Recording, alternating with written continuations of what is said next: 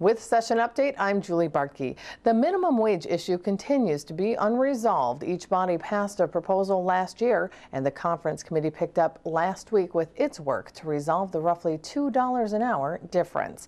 On Wednesday morning, the House came to the Senate with its latest offer. This is an effort to move in the Senate direction on some key points.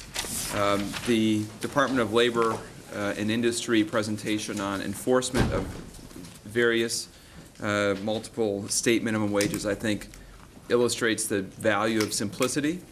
And so in our offer, what we essentially do is reduce the small employer minimum wage rate that was in our current bill by 25 cents and reduce the training wage rate that was in our bill by 25 cents. We drop a quarter per hour in both of those as fully phased in, but maintain the structure, the simple structure of 3 minimum wages, large, small, and training.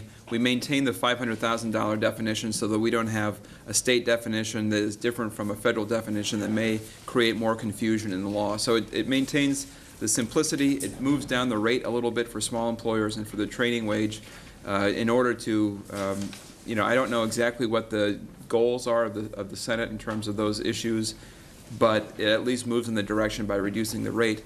And the other thing that we offer is to change. And I know this is, I don't know who's kind of defining inflation, but we make an offer to change away from a consumer price index definition of inflation and move to an implicit price deflator definition of indexing. And the reason we, there's maybe some more stability and consistency over time in the implicit price deflator.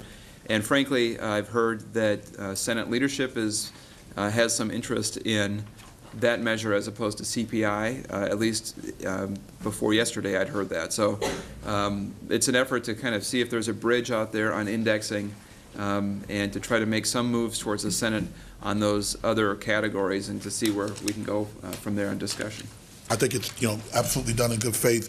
I think if I may propose, Madam Chair, that we take a good look at this and kind of get a better understanding of what we think this may or may not do, and then at that point, Madam Chair, I think we should recess and spend some time on this and then hopefully get back together later in the day.